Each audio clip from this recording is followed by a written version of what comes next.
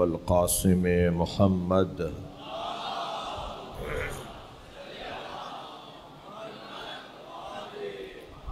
वालिहि तय्यबीन अत्ताहिरीन अल-मासूमीन अल्लज़ीना क़ालल्लाहु इन्नमा युरीदुल्लाहु लियुज़हिबा अन्कुमुर रिज्सा अहलल बैत व युतह्हिरकुम तत्हीरा।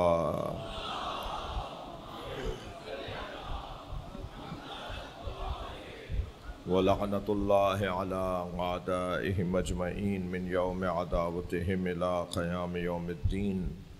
अम्मा बअद क़ालल हकीम फ़ी क़ुरआनिल करीम बिस्मिल्लाहिर रहमानिर रहीम। या अय्युहल्लज़ीना आमनू इन जाअकुम फ़ासिक़ुन बिनबअइन फ़तबय्यनू अन तुसीबू क़ौमन बिजहालतिन फ़तुस्बिहू अला मा फ़अलतुम नादिमीन। सलवात।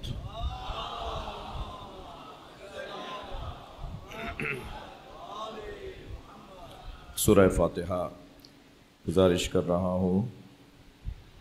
मेरी ख्वाहिश और एक पहले दिन से जहन में था मगर कोताही रही, कमज़ोरी रही। इस इमाम बारगाह के बानियान और मरहूमीन ख़ास तौर पर जिन्होंने यहाँ अपनी जानों के नजराने पेश किए, शहदाए बाबुल इल्म, शहदाए अंजुमन गुलामान हुर, और ये इदारा जो आज आपके सामने मौजूद है, इसमें मौजूदा इंतज़ामिया के जो अहबाब हैं उन सब के मरहूमीन, अपने मरहूमीन शहदाए मिल्लत को शामिल करते हुए रहमल्लाहु मन क़रा अल-फ़ातिहा। बिस्मिल्लाहिर्रहमानिर्रहीम। इय्याका नअबुदु व इय्याका नस्तईन इहदिना सिरातल मुस्तक़ीम सिरातल लज़ीना अनअमता अलैहिम गैरिल मग़्दूबि अलैहिम वलद्दालीन। बिस्मिल्लाहिर रहमानिर रहीम।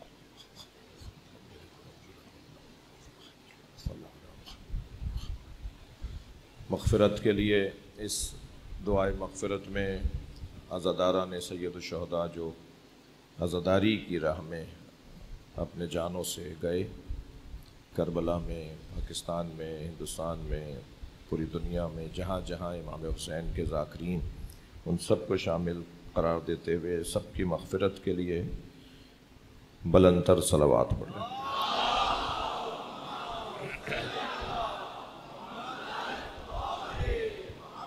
मेरा मोहतरम मजमा, मेरा मोहतरम सामीन जानते हैं कि मौजू है सूरह हुजरात की तफसीर, और जिस आय करीमा पे आज हम गौर करेंगे वो आयत है सूरह हुजरात की 6ठी आयत। या अय्युहल्लज़ीना आमनू, ऐ साहिबान ईमान, इन जाअकुम फ़ासिक़ुन बिनबअइन, अगर तुम तक, तुम्हारे पास कोई फ़ासिक़ ख़बर लेकर आए, फ़तबय्यनू, तो उस ख़बर की तहक़ीक़ कर लेना। अन तुसीबू क़ौमन बिजहालतिन, अगर उस ख़बर की बुनियाद पर तुम किसी कौम तक, कुछ अफराद तक पहुँचे, जिस पहुँचने की बुनियाद, जाने की बुनियाद, किसी से बात करने की बुनियाद जहालत हो, तो क्या होगा? होगा ये कि फ़तुस्बिहू अला मा फ़अलतुम नादिमीन, तो फिर तुम अपने किए पर शर्मिंदगी के अलावा कुछ और नहीं देखोगे। आया करीमा के 3 हिस्से हैं। पहले हिस्से में अल्लाह साहिबान ईमान से मुखातिब है। मोमिन को सिर्फ़ कलमा पढ़ लेना, सिर्फ बज़ाहिर अच्छी इबादात का अदा कर लेना ही काफ़ी नहीं है। मोमिन को अपनी ज़िंदगी में ईमान के तकाज़ों को पूरा करना है।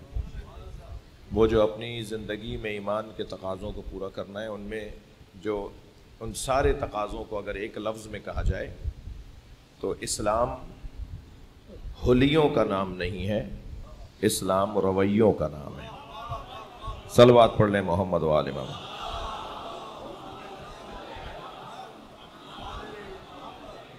यानी अगर सिर्फ और सिर्फ हम होलियों में ही रहें तो ये काफ़ी नहीं है। ہمارا انداز بتائے، ہماری زندگی بتائے، ہمارا رویہ بتائے، ہمارے معاملات بتائیں، ہمارے کام بتائیں کہ ہم کون ہیں، ہم کیسے اپنے کاموں کو بہتر کریں گے۔ ان میں سے ایک اصول، یہ جو سورہ حجرات کے اندر باتیں ہوں گی، آگے بھی چل کر آیات پر غور کریں گے، یہ سب ہماری زندگیوں کے اصول ہیں۔ ایک اصل 5 آیتوں کی صورت میں پہلے بیان ہو چکا، اور ایک اصل اور آج بیان ہو رہا ہے، اور وہ اصل یہ ہے کہ اے صاحبان ایمان، مومنوں سے بات ہو رہی ہے، اے صاحبان ایمان، ان جاءکم فاسق بنبأ، اگر کوئی فاسق تمہارے پاس خبر لے کر آئے۔ دیکھیے، میری خوش قسمتی یہ ہے کہ مجلس میں اکثریت جوانوں کی ہے۔ جوانوں کو ہی آج طے کرنا ہوگا کہ ان کے رویے کیا ہونے چاہیے۔ ایک اچھا شیعہ بننے کے لیے، ایک اچھا مسلمان بننے کے لیے، ایک اچھا انسان بننے کے لیے ہمارے ان رویوں سے ہی فیصلہ ہوگا کہ کون زیادہ اچھا انسان ہے، کون زیادہ اچھا مسلمان ہے، کون زیادہ اچھا شیعہ ہے۔ سب سے پہلی بات تو یہ کہ اے صاحبان ایمان، اگر کوئی فاسق تمہارے پاس خبر لے کر آئے، یہ نہیں کہہ رہا اللہ کہ فاسقوں سے دوستی ختم کر دو، فاسقوں سے ملاقاتیں بند کر دو۔ فاسقوں سے ممکن ہے تمہاری ملاقاتیں تمہارے اختیار کی وجہ سے ہو رہی ہوں تو یہ بہت اچھی بات نہیں ہے، مگر فاسقوں سے اگر تمہاری ملاقاتیں مجبوری کی بنیاد پر ہو رہی ہیں، حالات ہی کچھ ایسے ہیں، ماحول ہی کچھ ایسا ہے، سب جگہ ہی کچھ حالات کی خرابی ہے، دوستوں میں، برادری میں، اداروں میں، آفسوں میں، خاندانوں میں، حتیٰ گھروں میں بعض اوقات بہت قریبی خونی رشتہ دار ہوتا ہے جو اس قابل نہیں ہوتا کہ اس سے دوستی کی جائے، یعنی وہ ہاتھ ملانے کے قابل نہیں ہوتا، اللہ نے اسے ہمارا عزیز بنا دیا ہے، تو اب مجبوری ہے، یعنی آپ کٹ نہیں سکتے۔ ماحول میں آپ رہ رہے ہیں، ایسے ماحول میں آپ رہ رہے ہیں کہ جہاں آپ کا گزارا نہیں ہے، یعنی آپ کے ہاتھ میں ہی نہیں ہے، آپ کے اختیار میں ہی نہیں ہے کہ آپ ان لوگوں سے اپنے تعلقات کو توڑ لیں۔ ادھر جہاں یہ ہے کہ فاسقوں سے، گناہگاروں سے، شیطانوں سے، نامناسب لوگوں سے، بد کرداروں سے اپنے آپ کو بچا کے رکھو، کیونکہ صحبت تالے، جوانوں آپ سے بات کر رہا ہوں، صحبت تالے تورا تالے کنت، صحبت ساہلے تورا ساہلے کنت۔ اچھی صحبت تمہیں اچھا بنا دے گی اور بری صحبت تمہیں برا بنا دے گی۔ جب یہ میری پرانی مثال ہے، جب 2 گھنٹے تک گلاب بیچنے والے کے دکے پر میں جاؤں تو 4 گھنٹے تک میرے اندر سے گلاب کی خوشبو آتی ہے، تو یہ کیسے ممکن ہے کہ ہمارا کوئی دوست ہو اور اس کے رویے ہمارے اوپر اثر نہ ڈالے؟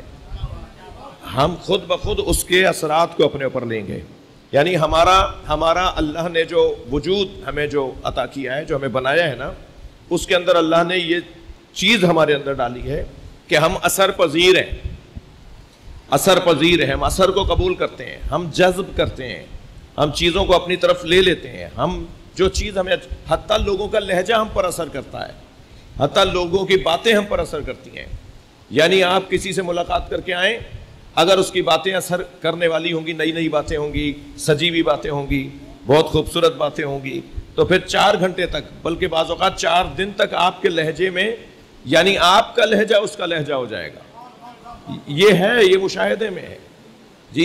مرزا اسد اللہ غالب دہلی میں ایک محلے سے دوسرے محلے جا رہے تھے، تانگا روکا انہوں نے کہ مجھے وہاں پہنچا دو، کیا پیسے لوگے؟ انہوں نے کہا جی اتنے پیسے لوں گا۔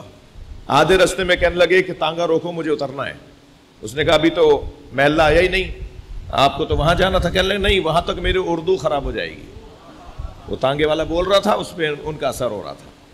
خود میں بعض اساتذہ کے ساتھ رہا ہوں، ہمارے آپ سب اکثر طالب علم بیٹھے ہوئے ہیں، ہم اپنے استاد کا اثر لے رہے ہوتے ہیں، ان کی زبان کا اثر لے رہے ہوتے ہیں، ان کے لہجے کا اثر لے رہے ہوتے ہیں، بعض اوقات انہی کے لہجے میں بات کر رہے ہوتے ہیں۔ یہ ہمارے اوپر ہے، ہمارے اندر ایک اللہ نے قرار دی ہے یہ صلاحیت، یہ اس کے اندر حسن بھی ہے۔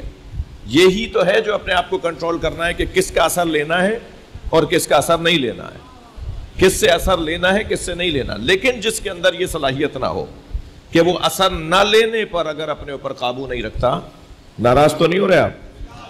اگر وہ اثر نہ لینے پر کہ میں اتنا کنٹرول اپنے اوپر رکھوں کہ میں کسی کا اثر اپنے اوپر نہ لوں، اگر یہ صلاحیت میرے اندر نہیں ہے تو پھر مجھے کچھ اور اصول اسلام عطا کرے گا۔ جیسے ایک ڈاکٹر ایک دوا پر علاج نہ ہونے اور شفا نہ ملنے پر دوا بدلتا ہے نا، اسلام بھی ہماری شفایاب رہنے کے لیے دوائیاں بدل بدل کے دیتا ہے. کوئی ایسی چیز نہیں ہے، کوئی ایسا مسئلہ نہیں ہے، کوئی ایسا مسئلہ نہیں ہے اخلاقی مسائل میں، اجتماعی مسائل میں جس کا حل اسلام نے نہ دیا ہو. کبھی اگر آپ کو یہ مسئلہ درپیش ہو کہ نہیں مولانا جو ہمیں بتایا مولانا صاحب نے یا آپ نے جو بتایا تھا اس سے تمہارا مسئلہ حل نہیں ہوا، ہماری اخلاقی مشکل دور نہیں ہوئی، ہماری نفسیاتی مسئلہ ہمارا حل نہیں ہوا، ہم کیا کریں؟ تو پھر کوئی اور حل بتایا جائے گا، یعنی وہ بھی اسلام ہی بتائے گا، وہ بھی قرآن ہی بتائے گا. تو ہماری ہدایت صرف اور صرف اس نے بدن کی رہنمائی نہیں کی ہے. 1 فٹ کا تھا 6 فٹ کا ہو گیا، صرف اس نے یہ والی ربوبیت نہیں کی ہے، اس نے ہماری فکری رہنمائی بھی کی ہے، اس نے ہماری ذہنی رہنمائی بھی کی ہے. ہم مزاجن اثر پذیر بھی ہیں اور ہم مزاجن اثر گزار بھی ہیں. جس چیز میں ہم کمزور ہوتے ہیں اس میں اثر لے لیتے ہیں، اور جس چیز میں ہم مضبوط ہوتے ہیں اس میں ہم اثر چھوڑتے ہیں. یعنی کہیں ہم اثر لے رہے ہوتے ہیں، کسی پر ہم اثر چھوڑ رہے ہوتے ہیں. تو جس میں ہم مضبوط ہوتے ہیں اس میں اثر ڈال رہے ہوتے ہیں، کسی اور کے اوپر متاثر کر رہے ہوتے ہیں اسے. ایسا ہی ہے یا نہیں؟ اور کبھی کبھی ہمارے اوپر اثر اس کا آ رہا ہوتا ہے. جی ہمارے دوست گئے ہوئے نا پڑھنے کے لیے امریکہ، کینیڈا، آسٹریلیا، یورپ پڑھنے گئے ہوئے نا، واپس آ کر دیکھیں ذرا ان کا حلیہ، ان کی چال دیکھیں. وہ جو 25 سال کا ہو کے یہاں سے گیا تھا، اب 2 سال بعد پہلے وزٹ پر آیا، پہلی چھٹی پر، تو اس کی چال بدلی ہوئی ہوتی ہے، اس کا لہجہ بدلا ہوا ہوتا ہے. وہ توتلا ہو کے تو اردو بولتا ہے. ارے بھائی کیا ہوا؟ کہ نہیں وہ انگریزی بولتا ہوں نا اس لیے میری زبان ایسی ہو گئی ہے. تم جو یہاں 25 سال تک اردو بول رہے تھے، انگریزوں کو اردو سکھا کر آئے؟ کبھی کوشش کی ہمارے ان بچوں نے کہ انگریزوں کو بھی اردو سکھا دیں؟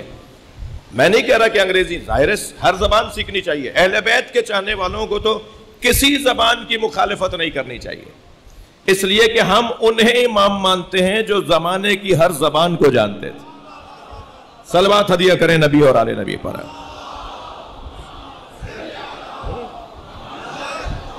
زبان کی مخالفت نہیں ہے، بات جو کر رہا ہوں وہی منتقل ہو، جو کہہ رہا ہوں وہی میرا مجمع سنے گا، وہی سمجھے میری بات، میرا یہ جوان، یہ میرا بچہ. اثر ڈال کے آئیں. میں یہ مثال پہلے دے چکا ہوں، سوشل میڈیا کا زمانہ ہے، کوئی نہ کوئی کلپ آپ نے شاید دیکھ لیا ہو. علامہ اقبال گئے تھے نا جرمنی پڑھنے، میونخ یونیورسٹی سے انہوں نے پی ایچ ڈی کی، اور پی ایچ ڈی کا مضمون بھی ان کا فلسفے کا تھا. اور فلسفہ بھی کون سا فلسفہ؟ ایران میں فلسفے کے تکامل کے مراحل تکامل فلسفہ در ایران، یہ ان کا موضوع تھا. شاید کسی کو آج نئی بات معلوم ہوئی ہو. صلوات پڑھیں ذرا محمد و آل محمد.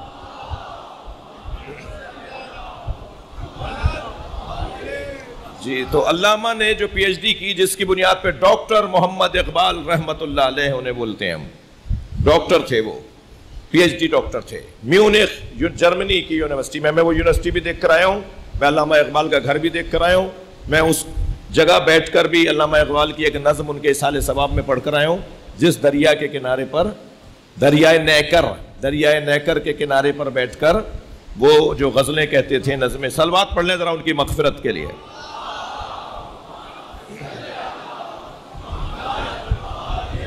مجھے بہت شوق تھا کہ میں اگر اس طرف جاؤں، 2-3 دفعہ جانا ہوا ہے، تو پیرس جاؤں تو آیت اللہ خمینی کا گھر دیکھوں، جہاں آیت اللہ خمینی جلا وطنی کی زندگی گزارتے رہے. اور جرمنی جاؤں، میونخ جاؤں تو وہاں علامہ اقبال کا گھر جا کے دیکھوں. تو دونوں جگہ الحمدللہ دیکھ کر آیا ہوں، بیٹھ کر بھی آیا ہوں. وہاں پر ان کے اصحال ثواب میں کچھ نیکی کی اور خوبی کی باتیں بھی کر کے آئے، اور اچھائیوں کی باتیں بھی کی، تاکہ اللہ ان کو اس کا ثواب ان کو عطا فرمائے. تو علامہ اقبال جب وہاں گئے تو انہوں نے ضد پکڑ لی کہ میں تو انگریزی میں پڑھوں گا، میں جرمن زبان میں نہیں پڑھوں گا. منع کر دیا، پڑھوں گا مگر انگریزی میں پڑھوں گا. ان کی وجہ سے یونیورسٹی کی زبان تبدیل کی گئی. توجہ ہے آپ کی؟ آج تک انہیں جو یاد کرتے ہیں وہاں کے لوگ، وہاں کے دانشور، وہاں سے پڑھے ہوئے لوگ، اس کا ایک سبب، صرف یہی سبب نہیں ہے، ایک سبب یہ ہے کہ انہوں نے وہاں کی یونیورسٹی کو عالمی یونیورسٹی بنوا دیا. کیونکہ عالمی یونیورسٹی بنانے کے لیے زبان وہ والی استعمال میں لانے کی ضرورت تھی کہ جو عالمی سطح پر پڑھی یا پڑھائی جاتی ہو۔ اقبال نے کہا میں انگریزی میں پڑھوں گا، ان کی وجہ سے وہاں کی نظام تعلیم نے زبان تعلیم کو تبدیل کیا۔ پی ایچ ڈی ہو کر آئے، واپس آ جانے کے بعد تو اقبال وہاں کا رنگ لے کر آتے نا، اپنے مضمون پر آ گیا، رنگ لینا رنگ چھوڑنا، رنگ لینا رنگ چھوڑنا، رنگ چڑھانا رنگ چڑھانا، رنگ دوسرے پہ چڑھانا رنگ اپنے اوپر چڑھانا، اثر لینا اثر چھوڑنا۔ تو اقبال تو واپس آ کر اور مغربی ہو جانا چاہیے تھا، انہیں یورپین ہو جانا چاہیے تھا، وہاں کی رنگینیوں کا اثر، مگر اقبال نے 2 مصروں میں فیصلہ کر دیا کہ کون ہے جو اثر چھوڑتا ہے اور کون ہے جو اثر لیتا ہے۔ اقبال کے نزدیک اسلام رکھنے والے، ایمان رکھنے والے، قرآن رکھنے والے، مصطفیٰ سرکار رکھنے والے، حیدر کرار رکھنے والے، کربلا رکھنے والے، نجف رکھنے والے اثر چھوڑتے ہیں، اثر لیتے نہیں ہیں۔ اقبال نے 2 مصروں میں کہا کہ خیرہ نہ کر سکا مجھے جلوے دانش فرنگ، توجہ ہے بات کے، خیرہ نہ کر سکا، میری آنکھیں پھٹی کی پھٹی نہیں رہ گئی وہاں کے ماحول کو دیکھ کر، خیرہ نہ کر سکا مجھے جلوے دانش فرنگ، سرما ہے میری آنکھ کا خاک مدینہ و نجف۔ صلوات پڑھ لے محمد و آل محمد۔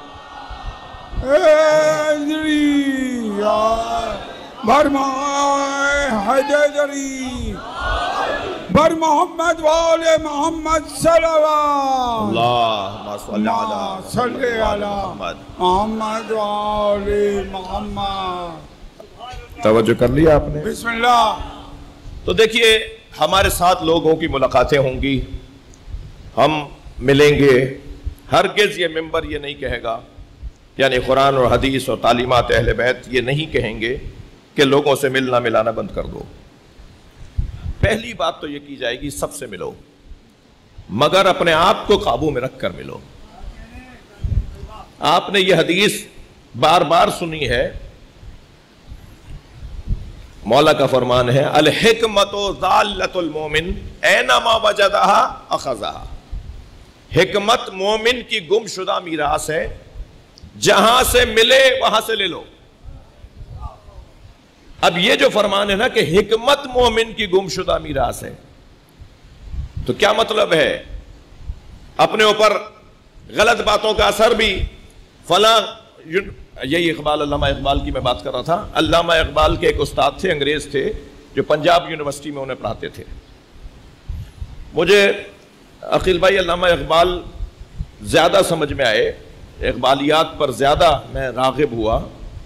اب سے 6 مہینے پہلے میں نے آیت اللہ خامنائی کی 1986 میں، جو انہوں نے تہران یونیورسٹی میں 3 روزہ علامہ اقبال پر منعقدہ سیمینار کے ابتدائیہ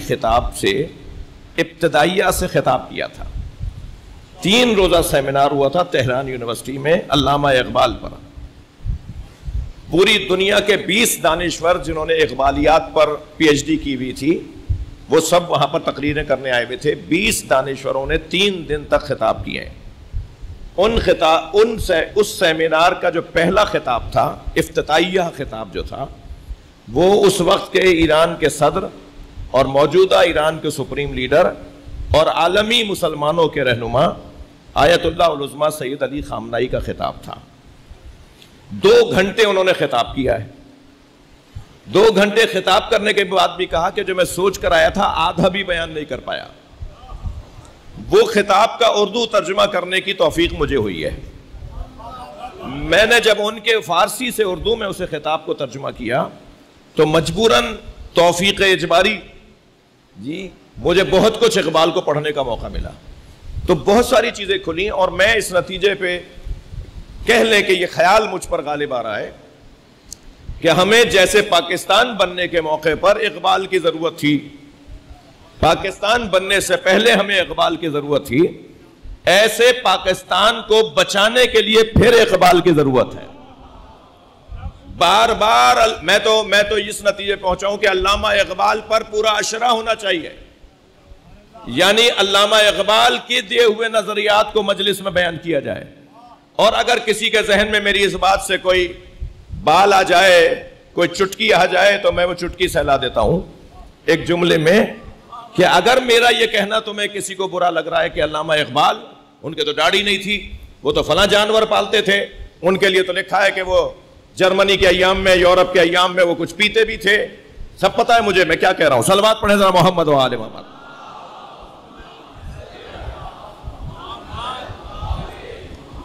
تو عزیزان گرامی، ان ساری باتوں کو جاننے والے ہم سے زیادہ کامیاب لوگ جنہوں نے عالم اسلام میں اپنا چہرہ تابناک بنایا ہے، وہ ایران کے مسلمان ہیں، خاص طور پر رہبر انقلاب اسلامی ایران.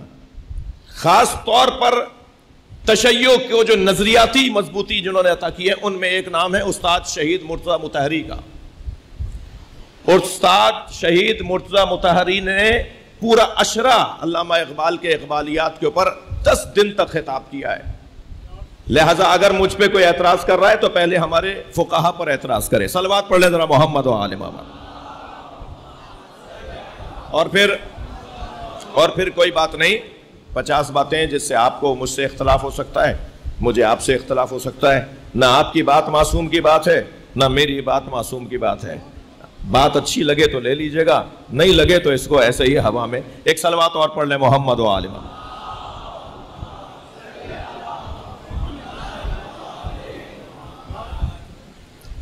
علامہ اقبال کے ایک استاد تھے انگریز، جو پنجاب یونیورسٹی میں انہیں پڑھاتے تھے. ان کی ایک کتاب کا ان کے دوست نے، آپ لوگ سن رہے ہیں نا مجھے، علامہ اقبال کے ایک پنجاب یونیورسٹی کے دوست نے سن 1932 میں یا 34 کی بات ہے یہ، ان کے ایک دوست نے ان سے کہا کہ استاد کی فلاں کتاب جو انگریزی میں ہے اس کا ترجمہ کر دو. کلاس میں 40 طالب علموں میں علامہ اقبال اس استاد کے آنکھوں کا تارا تھے، اور انہوں نے ہی بھیجا تھا انہیں یورپ پڑھنے کے لیے. اسی استاد نے، میں نام نہیں لے رہا قصدن کسی وجہ سے، انہوں نے ہی بھیجا تھا انہیں وہاں پڑھنے کے لیے. آنکھ کا تارا تھے علامہ اقبال، کس کے؟ اپنے اس استاد کے، جس کی ایک کتاب کے بارے میں اقبال کے کلاس فیلو نے، ان کے دوست نے کہا کہ تم استاد کی اس کتاب کا اردو ترجمہ کر دو، انگریزی سے اردو میں ترجمہ کر دو. تو اقبال کہنے لگے خبردار خبردار، نہ آئندہ مجھ سے کہنا اور نہ آئندہ تم خود کوشش کرنا اور نہ کسی سے یہ ترجمہ کروانا. استاد ہمارا معتبر ہے، محترم ہے، ہمارے سر کا تاج ہے، مگر وہ اپنی کلاس میں اپنے نظریات کو ہمیں گھول کے پلاتے ہیں. ہمیں پتہ ہونا چاہیے کہ استاد سے کیا لینا ہے اور کیا نہیں لینا. صلوات پڑھیں محمد و آل محمد. بات میری چلی گئی. حدیث کہہ رہی ہے الحکمت و ضالۃ المومن، حکمت مومن کی گمشدہ شے ہے. اینما وجدہا اخذا، جہاں سے ملے لے لو. عزیزو یہ حدیث پوری سمجھنے کی ضرورت ہے. حکمت مومن کی گمشدہ شے ہے. خود کو مومن بنا لو، پھر جہاں سے جو چاہو ملے لے لو. بر محمد و آل محمد صلوات. ما صلی علی محمد و آل محمد. جناب شمشاد بھائی سے زیادہ، شمشاد بھائی کی آواز تو آپ سے زیادہ ہے، ذرا اونچی صلوات پڑھیں. اللہم صلی علی. قائد قانون آپ کے ہاتھ میں آ رہے ہیں یا نہیں؟ کچھ دیر کے لیے میرے بعض بزرگ جنہیں میری یہ گفتگو اچھی نہ لگ رہی ہو مجھے برداشت فرمائیں. میرا زیادہ مطمع نظر مجمع یہ جوانوں کا ہے.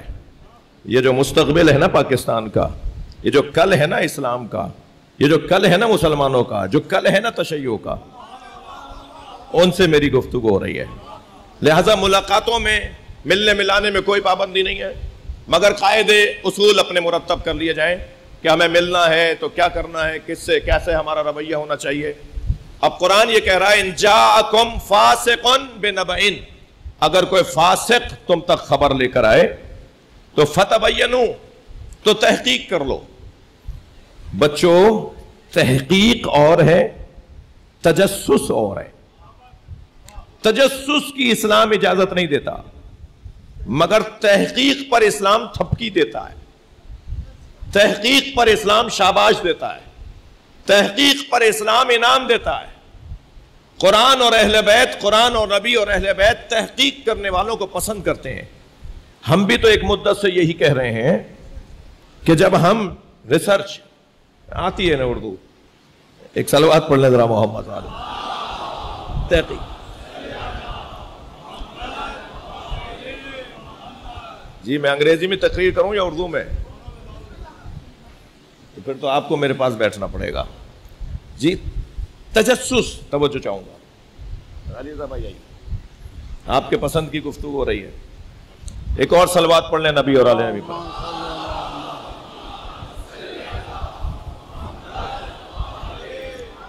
بارے دیگر بآواز بلند نعرہ صلوات.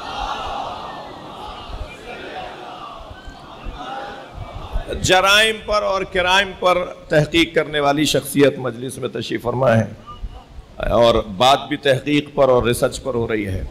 اسلام تجسس کو منع کرتا ہے اور تحقیق کو حوصلہ دیتا ہے. خبردار لا تجسسو، اسی سورے کے اندر 12ویں آیت ہے جس پہ ہمیں آگے جا کے غور کرنا ہے. اسی سورے کے اندر خبردار ٹو نہیں لگاؤ، ٹو. خبردار تجسس مت کرو. خبردار کان نہیں لگاؤ وہاں جہاں تمہیں سنایا نہیں جا رہا، جہاں تمہارا مطلب نہیں ہے، تمہارا موضوع نہیں ہے، تمہارا کوئی اس سے حاصل نہیں ہے، تمہارا کوئی تعلق نہیں ہے. خبردار کسی کی ذاتی زندگی میں دخالت مت دو، مگر جہاں مسئلہ اجتماعی ہو جائے تو تحقیق کر کے دکھاؤ. قاعدہ یہ ہے کہ فردی مسئلے میں کان بند کر لو اور اجتماعی مسئلے میں اپنی تحقیق کے عمل کو بڑھا دو. قرآن کہہ رہا ہے فتبینوا، تحقیق کرو، تحقیق کرو. جی ان تصیبوا قوما، اگر تم نے تحقیق نہیں کی تو تم اپنے اس عمل کے ذریعے کہیں تک پہنچ جاؤ گے، کوئی قدم اٹھا لو گے، کوئی بات کر دو گے، کچھ بول دو گے. ہمیشہ لشکر کشی تو نہیں ہوتی، ہمیشہ تلواریں تو نہیں نکالی جاتی. بعض اوقات تو تلواروں، تیروں، بھالوں سے زیادہ خطرناک زبان کی مار ہے. یہ جو زبان ہے نا، یہ بہت خطرناک اسلحہ ہے. تلوار کا گھاؤ بھر جاتا ہے. صلوات پڑھ لیں نبی اور اللہ نبی پر. مگر زبان کا گھاؤ نہیں بھرتا، مدتوں تک یہ زخم باقی رہتا ہے جو زبان کا زخم ہوتا ہے.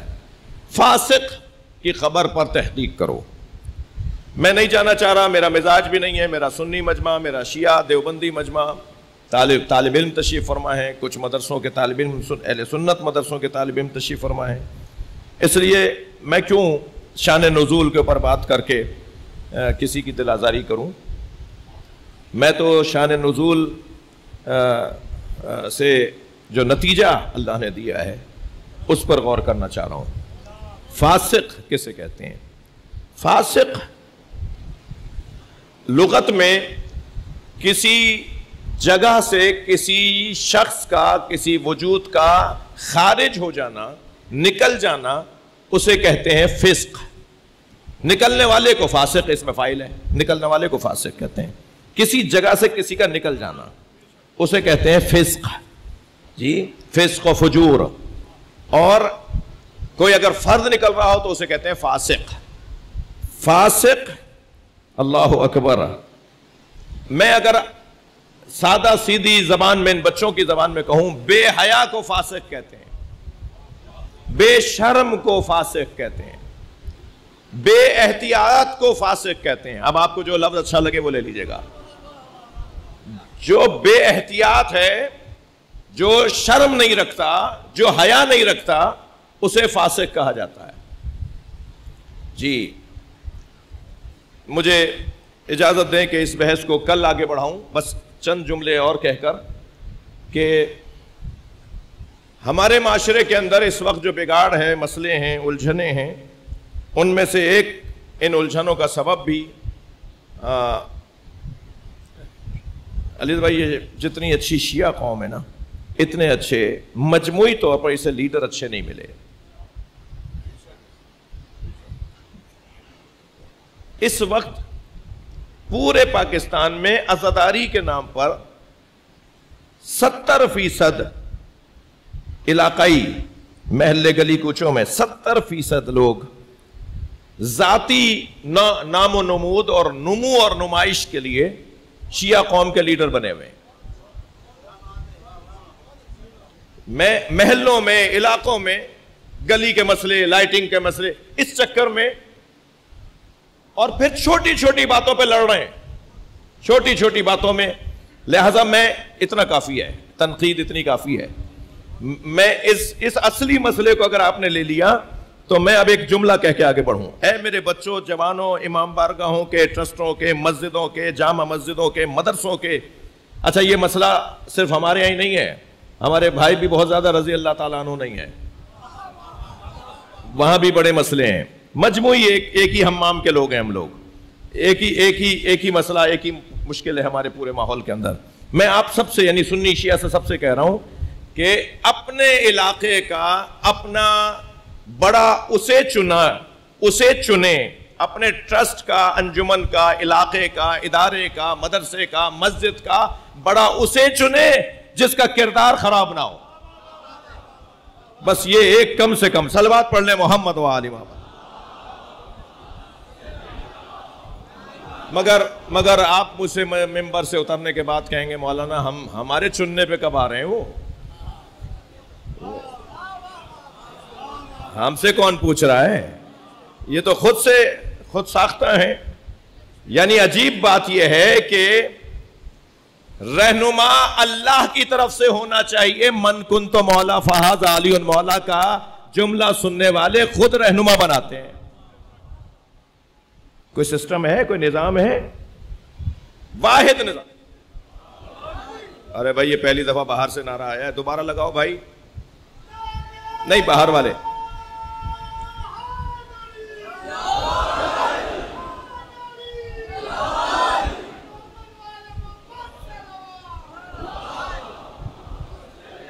کوئی دل جلا بیٹھا ہے میری طرح باہر سے، جو دل جلا کوئی ہے جس نے نعرہ لگایا ہے، دوبارہ لگاؤ میرے بھائی، میں آپ کو دیکھ نہیں رہا.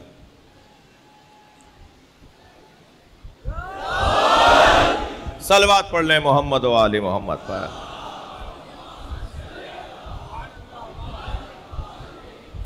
مجھے معاف کیجئے گا اگر کوئی تلخ بات یا کوئی ناگوار بات گزر گئی ہو. سورہ حجرات کی تفسیر کا بیان ہے.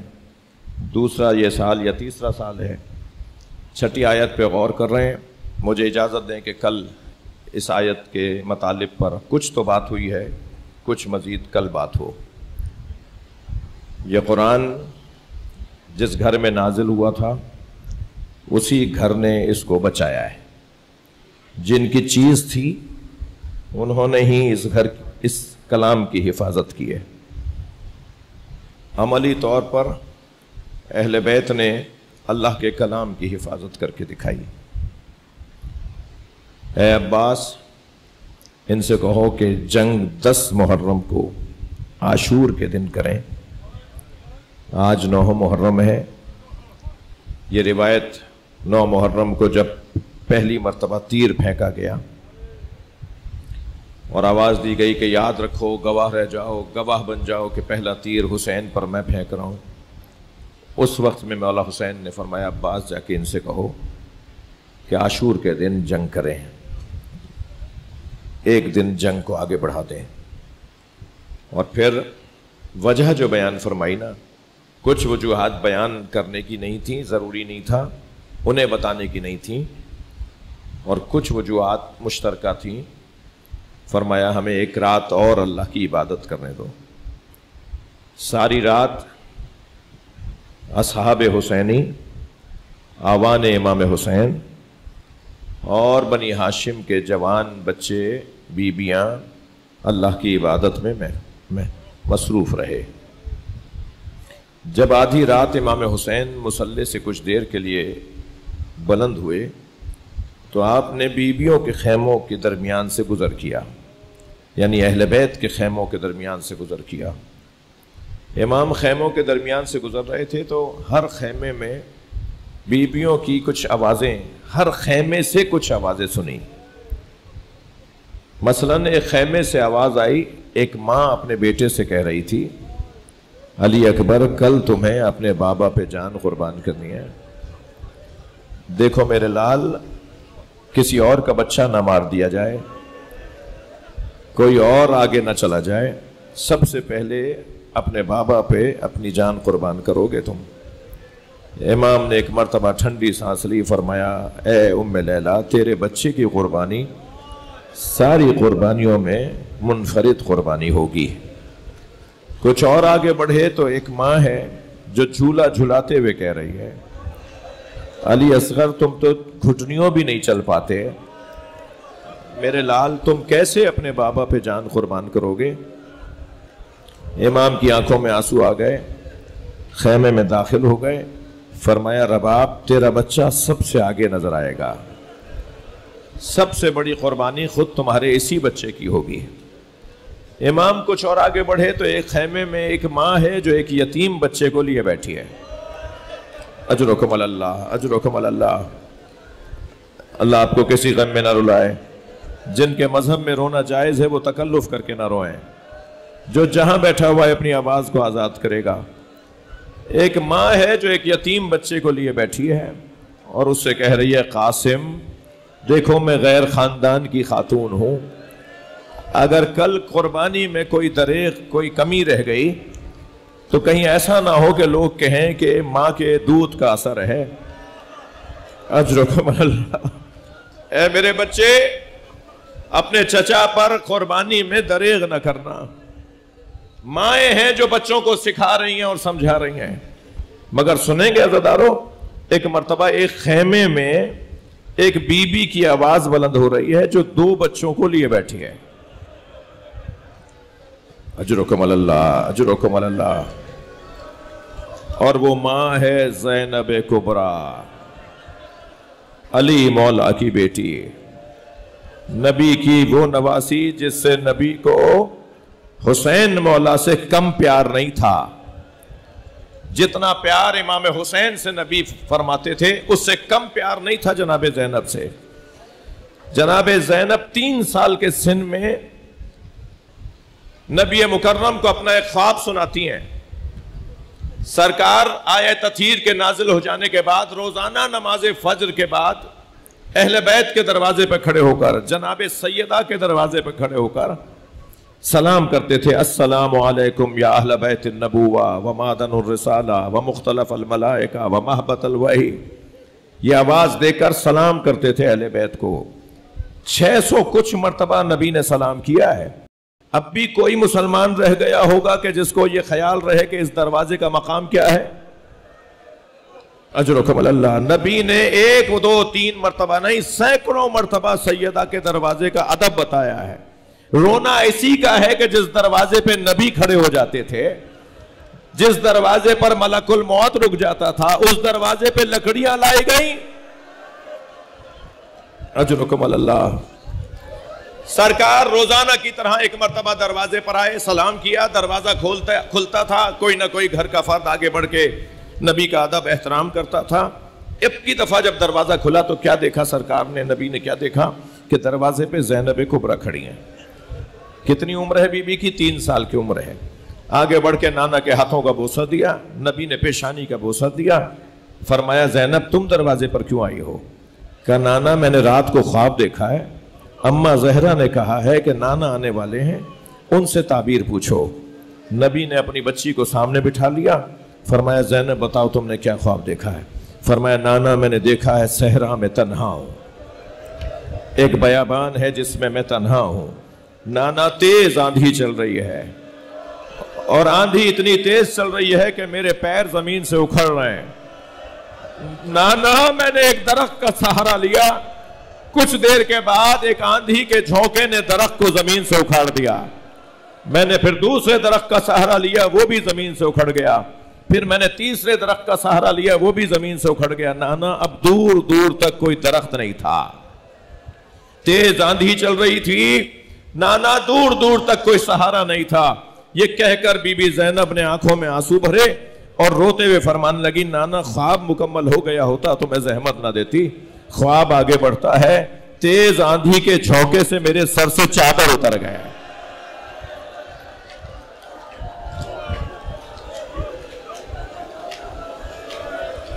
اجرکم اللہ، اجرکم اللہ، جن کے مذہب میں رونا جائز ہے اپنی آوازوں کو آزاد کریں۔ جب آپ ایسے ہائے کہہ کے روتے ہیں نا تو امام رضا مصلی بچھا کے دعا کرتے ہیں، امام جعفر صادق 2 رکعت نماز پڑھ کر حسین کے عزاداروں کے لیے دعا کرتے ہیں۔ اجرکم اللہ، فرمایا نا میرے سر سے چادر اتر گئی. جب جناب زینب نے یہ کہا نا, نبی کی آنکھوں میں آنسو آ گئے. پیار کرتے ہوئے فرمایا زینب تمہارے 3 سہارے ہیں, تمہارا بابا علی تمہارا سہارا, تمہارا بھائی حسن تمہارا سہارا, تمہارا بھائی حسین تمہارا سہارا. ایک بیابان ہوگا جہاں تمہارے 3 سہارے تم سے چھن جائیں گے. زینب وہاں تمہارے سر سے چادر اتر جائے گی. عزاداروں میں آپ رونے والوں سے پوچھوں, جب جناب زینب کے علی اکبر جیسا بھتیجا جوان ہو رہا تھا, جب جناب زینب کے ہاں عباس جیسا بھائی جوان ہو رہا تھا, تو سوچتی ہوں گی نا جناب زینب جس کے علی اکبر جیسا بھتیجا ہو, جس کے ہاں عباس علمدار جیسا بھائی ہو, کون ہے جو زینب کے سر سے چادر اتارے گا؟ اب سمجھ میں آتا ہے 11 محرم کو جب بے کجاوا اونٹ پر بٹھائے جا رہے, اس وقت میں ایک مرتبہ نہر کی طرف رک کر کے کہا عباس اجرکم اللہ, اجرکم اللہ, اٹھو, تم نے مجھے مدینے میں سوار کیا تھا. برابر والا بھائی بٹھائے, برابر والا بھائی بٹھائے نے. اجرکم اللہ, اجرکم اللہ. اللہ آپ کو کوئی غم نہ دے سوائے غم اہل بیت میں, رونے رلانے والوں میں قرار دے. ابھی تو اس نے سنا ہے نا تو اس کا یہ حال ہو گیا. اس عزادار نے ابھی چند جملے سنے ہیں تو اس کا یہ عشق اور محبت سے یہ حال ہو گیا. سلام ہو جناب سکینہ پر, سلام ہو جناب امام سجاد پر. کہاں کہاں اپنی پھوپھی کو تماچا لگتا نہیں دیکھا. سلام ہو, کہاں کہاں اپنی بہن پر تماچا ہاتھ اٹھتے نہیں دیکھا.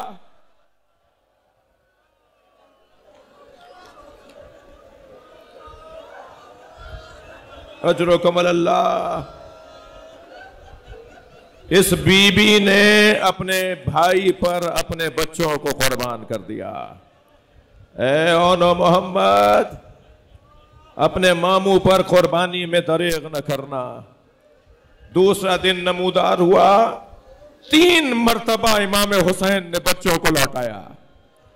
بار بار رزمی لباس پہن کر آ جاتے ہیں, ماموں اب ہمیں جانے کی اجازت ہے, اور حسین یہ کہہ کے لوٹا دیتے ہیں جاؤ اپنی ماں زینب کے پاس چلے جاؤ.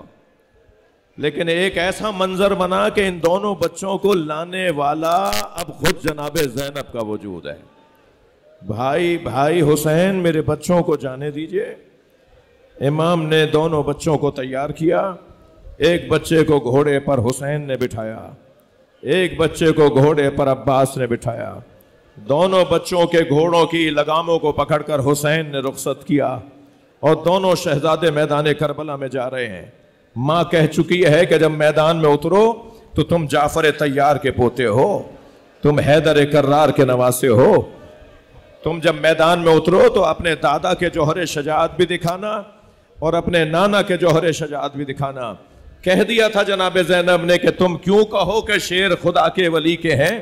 میر انیس کہتے ہیں تم کیوں کہو کہ شیر خدا کے ولی کے ہیں, فوجیں پکار اٹھیں کہ نواسے علی کے ہیں. جب میدان میں جاؤ تو پھر پتا چلے کہ کون آیا لڑنے کے لیے. ان دونوں کم سن مجاہدوں نے اپنی شجاعت کا مظاہرہ کیا, اور کیفیت یہاں تک آئی کہ فوجیں بھاگنے لگیں. جب بہت جمع کر انہوں نے جہاد کیا تو اسی اثنا میں جناب زینب نے حضرت عباس کو بلایا اور بلا کر کہا عباس ذرا میدان میں چلے جاؤ. مجھ تک خبر آئی ہے کہ دونوں بھائی لڑتے لڑتے نہر کے کنارے چلے گئے. بس دور سے آواز دے کر کہہ دینا یاد رکھو حسین پیاسے ہیں. اجرکم اللہ, اجرکم اللہ. کرنے کے بعد جب گھوڑوں سے گرنے لگے تو دونوں نے آواز دے کر کہا ماموں ہماری مدد کیجیے گا. حسین اور مولا عباس بڑھے ہیں دونوں شہزادوں کی طرف, لیکن جب پہنچے ہیں تو محمد کی شہادت ہو چکی تھی اور آن میں ابھی دم باقی تھا. دونوں کے لاشوں کو مولا عباس اور مولا حسین نے اٹھایا. سنیں گے عزاداروں, مجلس میں خواتین بھی آئی ہوئی ہیں نا. اونو محمد میرے مولا حسین کے بھانجوں پر ماتم کرنے خواتین بھی آئی ہوئی ہیں نا. اپنے بچوں کو تیار کریں جناب زینب کی سیرت پہ عمل کرتے ہوئے, اپنے بچوں کو بہادر بنائے جناب زینب کی سیرت پہ عمل کرتے ہوئے. کہ ایک مرتبہ دونوں شہزادوں کو جب لے کر آئے ہیں تو ساری بیویوں نے کھڑے ہو کر استقبال کیا، مگر ان بیویوں میں جناب زینب نظر نہیں آئی۔ تو امام نے تعجب سے کہا بہن زینب کہاں ہیں؟ تو آواز دی ایک بی بی نے کہ جب ان دونوں بچوں کی خبر آئی تھی نا کہ یہ گر گئے ہیں تو بی بی سجدے میں چلی گئی تھی اور مسلسل اللہ کا شکر ادا کر رہی ہیں، یا اللہ تو نے زینب کی آبرو رکھ لی، اجرکم اللہ اجرکم اللہ۔ حق ہے ایسے ہی رونے کا، مجھے جلدی نہیں ہے، 5 محرم ہے، آج بھی نہیں روئیں گے تو کب روئیں گے؟ ایک مرتبہ آواز دی زینب حسین آپ کو بلا رہے ہیں۔ بی بی وہاں جب آئی ہیں تو دونوں بچوں کو امام نے لٹایا ہوا تھا، ایک شہید جنازہ، ایک بچے میں بھی دم باقی ہے۔ عجیب منظر ہے جو میں نے کتاب میں پڑھا ہے، جناب زینب نے دونوں بچوں کے درمیان جگہ بنائی اور دونوں بچوں کے درمیان جگہ بنا کے لیٹ گئیں۔ جن گھروں میں برابر کے بچے ہوتے ہیں نا، ان گھروں میں مائیں بچوں کے ساتھ کیسے سوتی ہیں۔ ایک مرتبہ جناب زینب نے دائیں اون کو لٹایا، بائیں محمد کو لٹایا، دونوں بچوں کے سروں کے نیچے اپنے باہوں سے تکیہ بنایا، آخری مرتبہ اور میرے ساتھ سو۔ ماں اپنے بچوں کو رخصت کر رہی ہے، ایک مرتبہ اون کو ماں کے بدن سے خوشبو آئی، جناب اون نے آنکھیں کھول دی، جناب زینب نے پیشانی کا بوسہ لیا، مجلس تمام کر رہا ہوں، جناب زینب نے پیشانی کا بوسہ دیا تو آنکھیں کھول کر کہا اماں حل وفیتو، آپ ہم سے راضی ہیں؟ ہم نے وفاداری کا حق ادا کر دیا۔ جناب زینب نے فرمایا میں بھی تم سے راضی، میرا حسین بھی تم سے راضی۔ کہا اماں جب مدینے جائیے گا تو بابا کو سلام کہیے گا اور بابا سے کہیے گا دونوں بچوں نے اپنی وفاداری کا حق ادا کر دیا۔ جناب زینب نے اون کو سینے سے لگایا، بچے نے ایڑیاں رگڑنا شروع کی، آواز آئی انا للہ وَإِنَّا إِلَيْهِ رَاجِعُونَ۔ ماتم حسین، اراکین انجمن غلامان عرض درخواست ہے کہ نوخانی